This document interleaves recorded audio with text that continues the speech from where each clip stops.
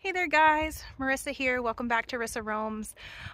Exciting stuff. I am currently on my first Shakedown hike. Me and my friend Courtney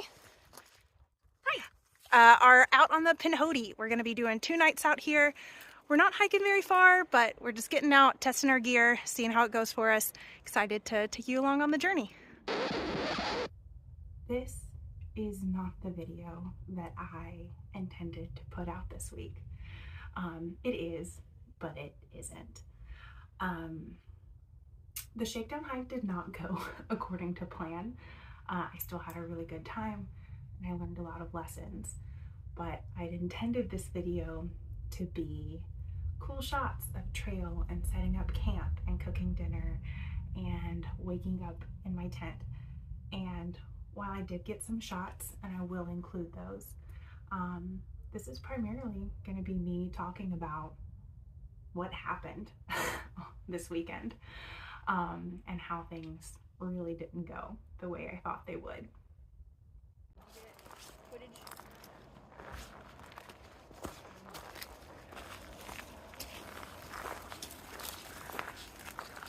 All right guys, made it to camp just in time for sunset. What a fantastic view.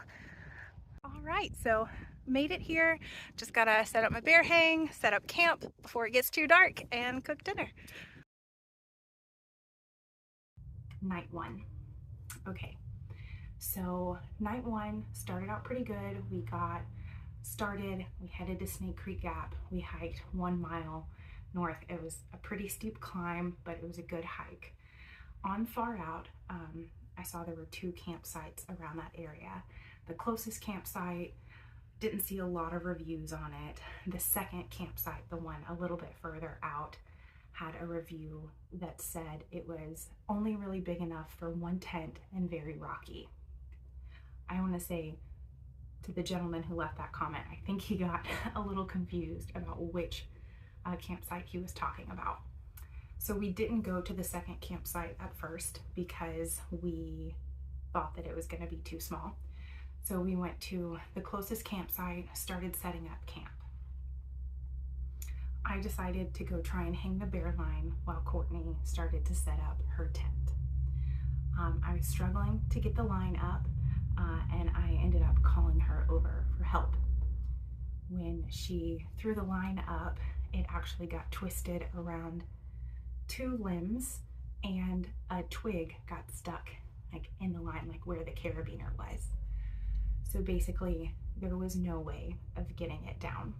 We pulled and pulled. We tried walking as far as we could with it. It was a very springy branch and it was not coming down.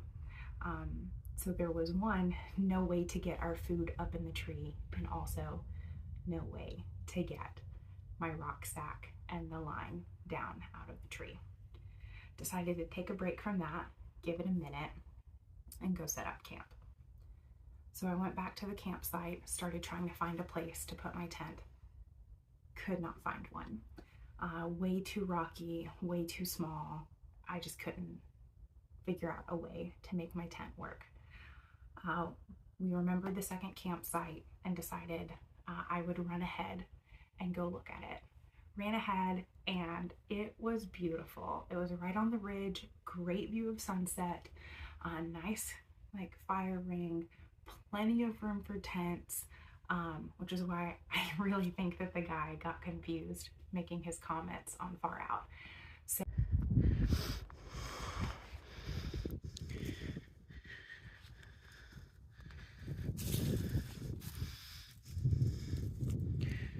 I tried my first stint at trail running and I ran down the trail to let Courtney know that we needed to pack up that campsite and move down. So we got there just as the sun was setting, set up camp, everything was good, got our tents up, made dinner, made a fire. I'll insert clips of that. It was great. We had a wonderful night. We didn't sleep super well, but nothing terrible. So hey guys, definitely had an eventful night. Wish I could have showed it to you, but we were scrambling to get settled before dark. First campsite was too small and too rocky. we ended up having to move further down trail to another campsite, which is perfect, but it's dark. We just got our tent set up. There was a bit of a fail with the bear bag hang. It got caught on a branch and can't get the line to come down. Luckily, we still have our food, so that's good. We'll have to figure that out. But hey, it's all part of the learning process. I'm going to be so thankful to be on the AT where there are shelters, and a lot of the campsites in Georgia have bear cables. So just looking forward to that in this moment. But things are good, spirits are high. Courtney's making a fire. We're about to cook dinner. It's going to be good.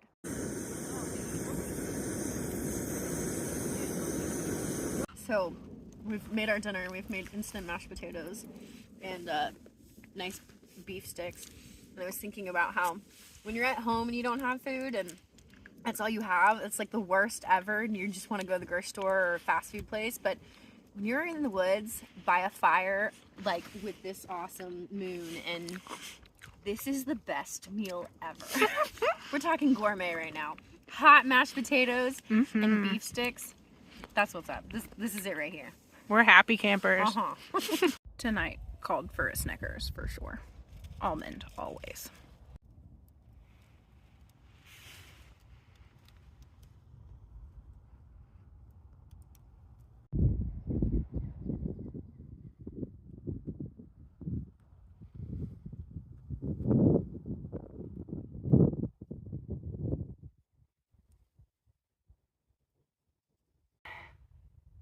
In regards to the bear line, we knew we had to do something about our food.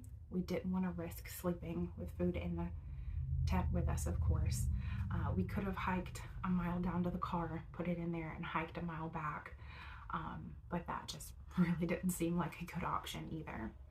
So we were able to take the remaining line that was hanging, tie it to another tree, just to get our food up off of the ground so that raccoons or mice couldn't get into it. If a bear came by, it was definitely going to get our food, and we knew that, but we didn't really have any more options at that time. So we got it up off the ground, and oh my gosh, it's intact. It's here. We have food. Not that we wouldn't have food. We're literally an hour away from the car, or not an hour, a mile away from the car. Just woke up, sorry. But so happy, yay. We were able to preserve our food, but then it came time to try and see if we could get the line down, and there was just no way. We would have had to have climbed down to the base of the tree and climbed up the tree, way up in the tree, to try and get a bear line down, and it was impossible. So we made the call to pull the line down as far as we could and cut it and take what we could, and unfortunately leave the rest in the tree. I hated doing that for multiple reasons. I hate the fact that I left a trace, and I also hate the fact that I lost my rucksack, but that can be replaced. Another thing that happened is I was wearing gloves, and lesson learned, I will not wear gloves when using my knife anymore. I was putting it back in its sheath. I have a neck knife, and I did kind of nick the corner of my finger, or like right on the knuckle on the pinky. Bled a good bit, but we were fine, no issues. I actually got a paper cut the next day that looks a lot worse than the knife cut I got, so all was good. We knew that there wasn't water near the campsite, so I left some extra water in my car, knowing that we would be hiking south. We had enough water to cook dinner and drink, but we didn't have enough to make coffee and breakfast. So we hiked down to the car, set up a little picnic blanket near the parking lot, and made our breakfast. Once we did that, we packed up and we hiked south, and all was well. We hiked, things were good, spirits were high.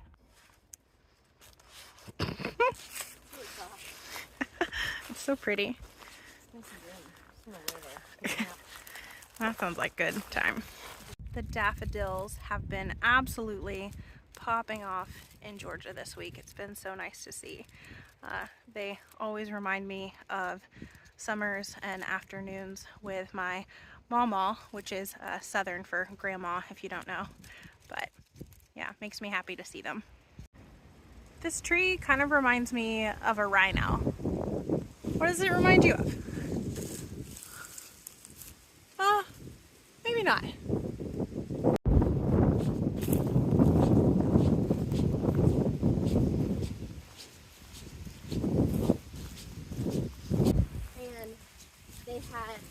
we had laminated lists, so while the hike, they're counting.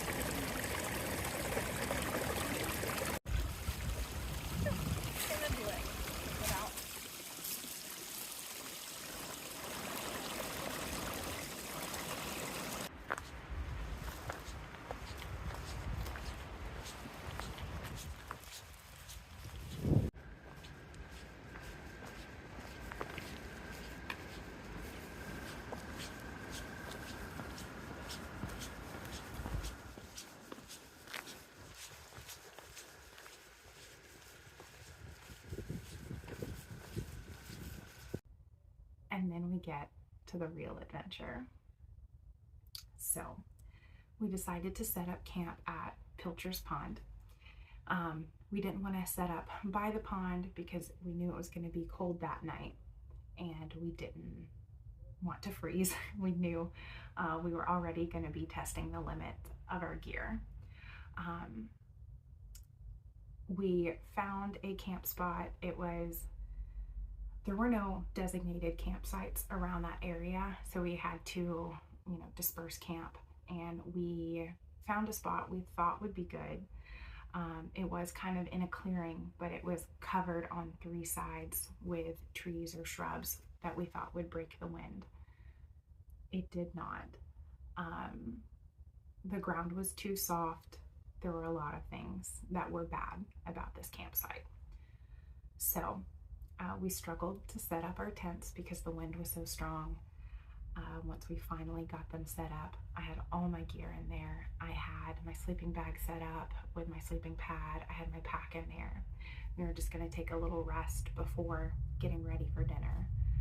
I start walking towards my tent to go inside, and the wind rips through, pulls all my stakes out of the ground except one, and my tent flies several feet with all of my gear inside of it, and I lose 2 of my tent stakes. I looked everywhere. I could not find them. I do not know where they went. Well, we've got some serious wind. This was nuts. I just set up my tent. It seemed pretty sturdy. Had everything in there, sleeping pad and bag set up, and my pack was in there, and gust of wind came and my tent went flying. So I'm a little concerned. 1, about what my gear looks like inside, and 2, if this tent is gonna work for me. Got a lot to think about. And so we had to make a call. What were we gonna do? Were we gonna stick it out? Were we gonna try and find another place to camp? Or were we gonna call it quits? We were a couple minutes walk from the trailhead, and I knew I could text my parents, and by the time they got there, we would have everything packed up and be at the trailhead. I'm not proud of the decision that I made. I hated to quit, and it made me feel like, am I just gonna quit this easily on my through hike? Is that all it takes, is a little bit of wind to make me quit? But ultimately, I lost tent stakes. I had extras, but I really needed more for that wind. And I also probably needed my guy lines. The wind was just that strong. I had mentioned going and camping more in the woods, but My friend was a little worried with the winds that a tree might fall down. I understand, but that campsite that we were at was just too exposed. It was not going to work in that wind. After we left, I did remember that a mile back there had actually been a campsite, and I wish we had backtracked and set up there. But in the moment, it was easy to quit, and my spirits were low, and I wish I'd pushed forward. But this is my week of redemption. I took my pack out on my longest hike with my full pack yet.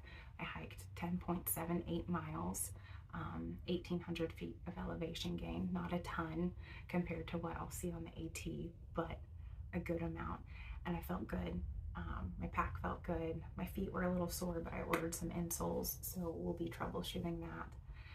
Right now, we're expecting thunderstorms any minute. I set my tent up in the yard. We're gonna see how it does on firm ground, properly set up, and I hope to sleep in it tonight. It's gonna get down to the high 20s, really put my gear to the test, see if I can stay warm. So I'll let you know how that goes. But yeah, I just wanted to tell you what happened.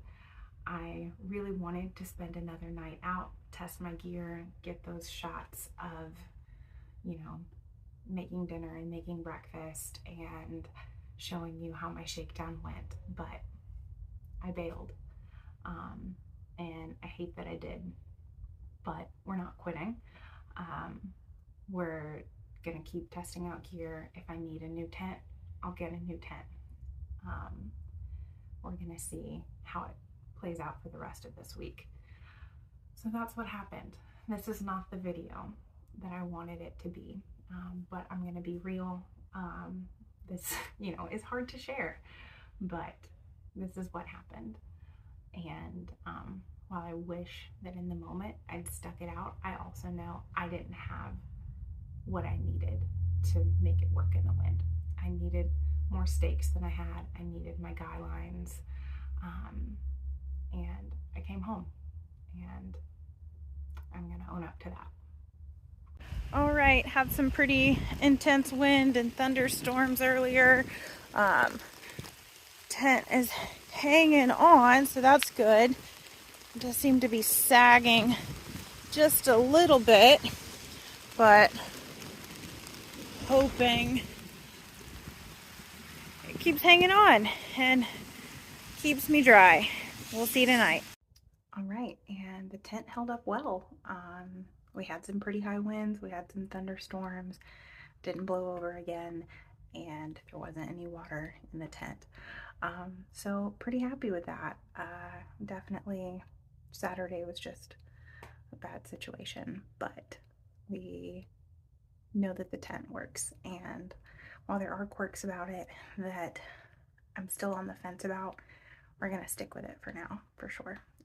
No need in fixing what isn't broken.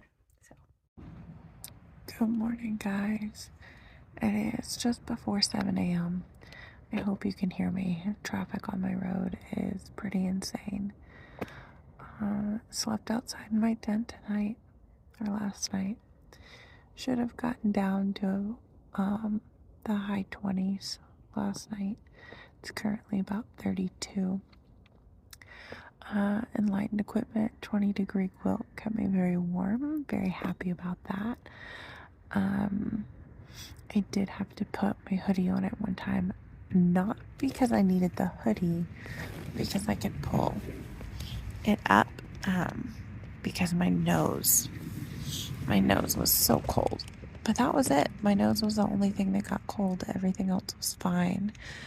I don't think I'll need to add down booties or anything to my kit. My feet stayed nice and toasty, never got cold.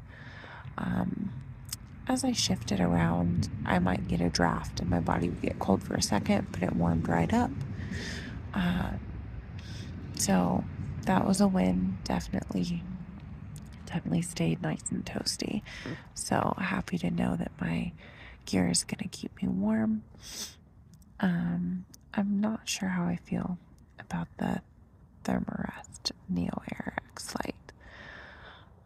It's not bad, but I do just feel like it's not really giving me enough space. I wish I had something longer and maybe not a mummy style, but I don't know. We'll see how it works. I didn't sleep well, but I think a lot of that had to do with how cold my face was. So, yeah. We'll keep testing it and see what works best. I really need to get my buff so I can keep my face warm and then see if that improves my sleep. All right. Thanks. Bye.